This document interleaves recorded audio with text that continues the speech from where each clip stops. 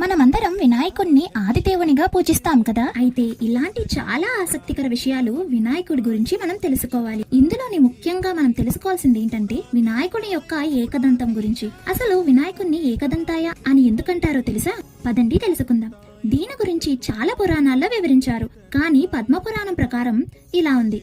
ఒకసారి శివునికి పరమ భక్తుడైన పరశురాముడు శివుడిని కలవటానికి కైలాసానికి వచ్చాడు. ఆ సమయంలోనే శివుడు ధ్యానంలో ఉండటంతో వినాయకుడు పరశురాముడిని లోపలికి అనుమతించలేదు. పరశురాముడు హిందూ పురాణాలలో తన కోపానికి గొప్పగా పేరుగాంచాడు. అందువల్ల వినాయకుడు అతనిని ద్వారం వద్ద ఆపగానే పరశురాముడు కోపంతో తన చేతిలో ఉన్న గొడ్డలితో యుద్ధానికి దిగాడు. ఆ గొడ్డలిని చూసి వినాయకుడు ఇది శివుడు పరశురాముడికి ప్రసాదించిందని గ్రహించారు. దాంతో యుద్ధానికి దిగకుండా ఆ గొడ్డలిని గౌరవించి ఆ దాడికి లొంగిపోయారు. ఈ సమయంలోనే ఆ గొడ్డలి వినాయకుడి దంతానికి తగిలి విరిచేసింది. అలాగే గొడ్డలి కూడా ముక్కలైపోయింది. తరువాత పరశురాముడు తన తప్పుని తెలుసుకుని శివుడు పార్వతి వినాయకుడిని మన్నించమని కోరారు. ఈ విధంగా వినాయకుడు ఏకదంతుడిగా పూజలందుకుంటున్నారు. జై శ్రీ గణేశ.